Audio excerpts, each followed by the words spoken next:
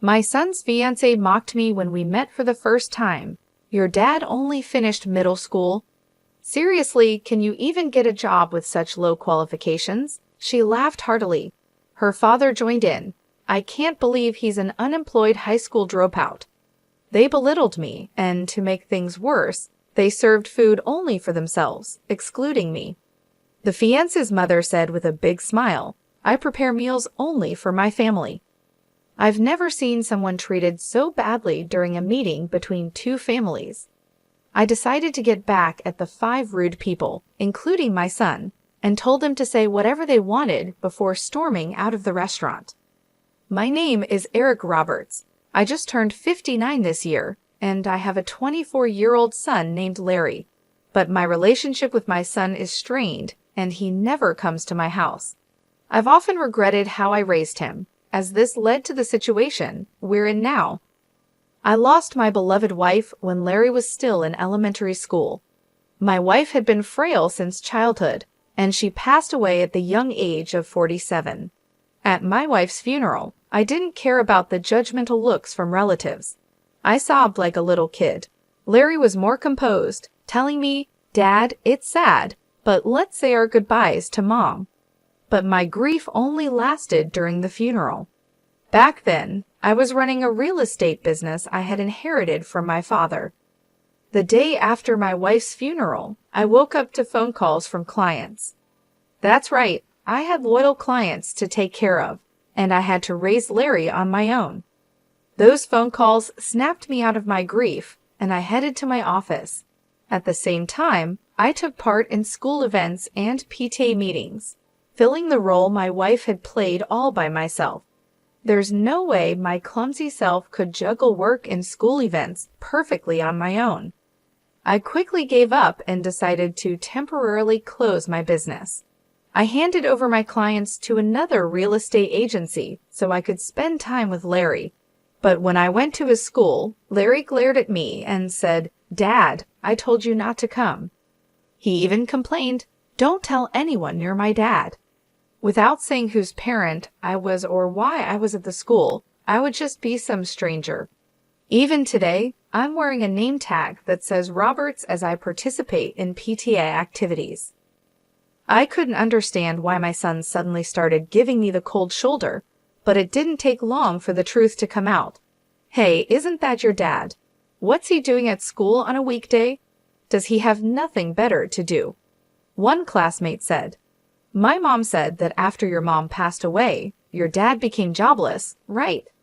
Larry remained silent and looked down as his classmates taunted him. I quickly rushed over and told them, I'm just taking some time off work. It's like your summer or winter break. But this only made things worse for Larry. Your dad's just pretending to be on break. Your family's poor. I'll share my bread from lunch with you, one kid said. Larry grew more and more resentful, and his classmates kept making fun of him.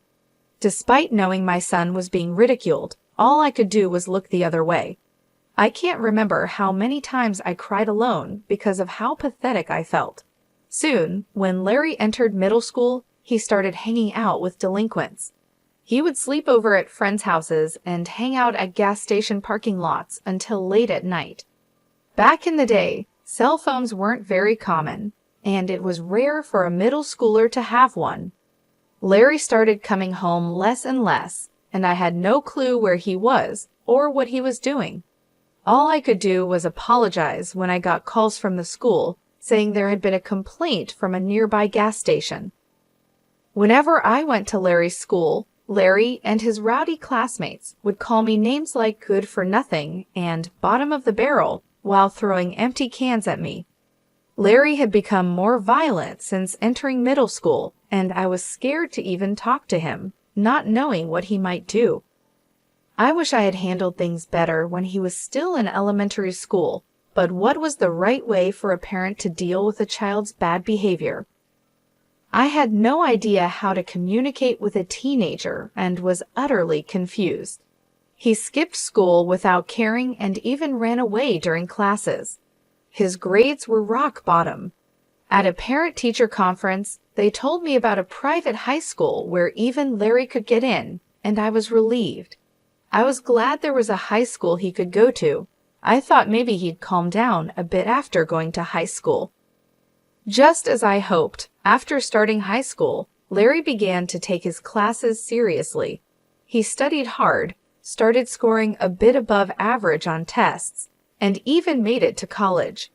But his disdain for me remained the same. Even after going to high school, he continued to bounce from one friend's house to another, never stopping by home. After getting into college, he started living alone in a dorm and paid his tuition by working part-time. He was living independently, which was commendable, but he was cold as ice towards me. Even after he started working, he never once came home. Then, out of the blue, when Larry was about 24, he called me. He said, "I've got someone I want to marry." Then he goes, "Next Sunday at 3 p.m., we're meeting up at a fancy restaurant, so be there," and lets me know the plans he made without even asking about my availability. I was like, hold on, this is too sudden. But when I got mad, he just said, "If you can't make it, don't bother," and hung up the phone with his cold attitude. I had mixed feelings, but he's my only son, so for his sake, I went to the fancy restaurant at the time he told me to. When I got to the restaurant, her folks were already there, and they were like, "Who are you?" All rude. I was like, "You call me out of the blue, and then ask who I am? Come on." But even though I was fuming, her folks just said, "No, we didn't call you," and they were just as cold as my son. Now my son Larry was standing there smirking. This guy was up to something. Still not sure I trusted what was happening, I headed inside the restaurant. There was no talk about Larry or his partner Kelly. Instead, I was the center of their attention, and they treated me like an intruder. Then Larry started saying, "This guy here dropped out of high school and worked, but after Mom passed, he's just been loafing around, telling Kelly and her folks." I was like, hey, this isn't the time or place, but he didn't care. Then, to top it all off, Kelly burst out laughing, saying, "For real? Can a person even get hired with just a middle school education?" Kelly's dad added, "Wow, raised by a high school dropout and layabout, but you're here with a college degree and a job at a big company. You took your old man as what not to be, huh?" Praising Larry. I was too tired to argue and was about to say what you want, I'm out of here. But then a waiter came in from behind me with the food. "Sorry for the wait," he said. "Oh right, the food hadn't even come yet." I was so upset I forgot. I tried to calm down, thought I'd just eat what was in front of me and leave.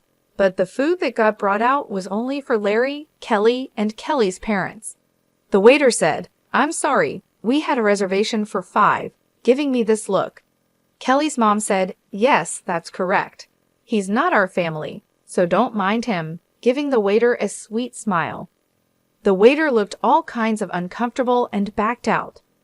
Just as I was about to lose it, Kelly's dad cut me off. He said, "We don't want anything to do with some deadbeat high school dropout. Our family and relatives are all bank employees, doctors working at major companies. You don't belong here. Please leave." That was enough.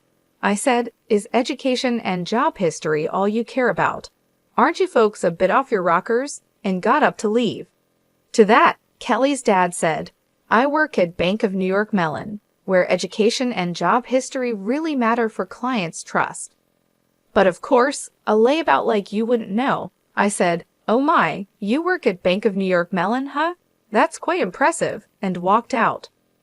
I said that as I was leaving, but they didn't hear me. The next day, I paid a visit to Bank of New York Mellon, where Kelly's dad works. Being called a deadbeat by my son, his classmates, and my son's fiancée and her family, I must admit, I'm not actually a deadbeat. After my wife passed away, I temporarily closed my real estate business. Let me clarify, it was just a temporary closure. I didn't shut it down for good. After my wife's passing, I switched my business to online management so I could prioritize my son's school events and PTA meetings. When I had a physical store, most of my clients were neighbors, but after switching to online management, I could serve customers from all over the country. like people living in small towns about an hour's drive from the nearest train station, and even Americans living abroad. I started getting more consultations about renting and buying properties from these folks. Thanks to the internet, I could expand my property portfolio and cater to a broader clientele. Running a real estate business online made things possible that seemed like a dream. Additionally, I was quite active in stocks and investments as a hobby. Currently, I have $70 million deposited in Bank of New York Mellon, where Kelly's dad works. Upon arriving at the bank, I promptly requested to speak with the branch manager and informed him about everything that happened the day before. I said, I was told by one of your employees that this bank operates on trust, built on educational background and work history. So I've lost all trust in this bank because of that statement. Could you please proceed with the account closure? The branch manager kept apologizing profusely and finally explained the account closure process with a face on the verge of tears. Oh, I almost forgot about something important. There's this troublemaker who has not paid the rent for the apartment I own for 3 years. I had been letting it slide, thinking he's my son, but no more. I mailed my son a notice demanding 3 years' worth of rent. 5 days later, Kelly's dad and my bonehead son came storming into my house. Why did you rat me out to the branch manager? That was underhanded, Dad. What's the deal with that notice? If you're the manager, cover for me. I sighed and said, I lost trust in the bank after learning about your practice of judging clients based on education and work history. Are you panicking just because of what one person said? Do you have something to hide? And Larry, just because we're family doesn't mean you can skip paying rent. Pay your own rent. Kelly's dad shouted, because you went around stirring the pot, I got a bunch of complaints from my other clients.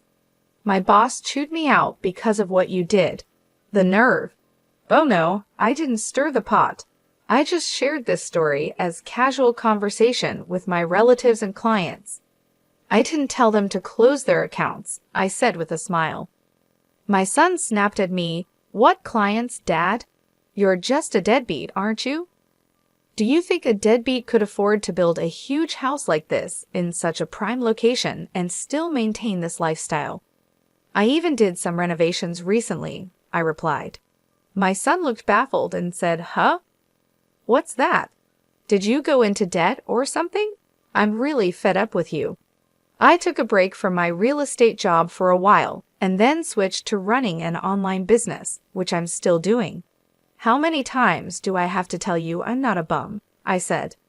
My son turned pale and said, What? I had no clue. I thought you were just working part-time. Kelly's dad started yelling, You're a real piece of work, keeping your occupation secret even from your own son. Annoyed, I said, Say whatever you want, and closed the front door. Outside, I heard them shouting, You've ruined my reputation. I'm gonna sue you. I can't believe I've been duped by my old man for this long. I'm not gonna let him do this to me. They were making a ruckus, but after about 5 minutes of shouting, they seemed to get exhausted and it got quiet.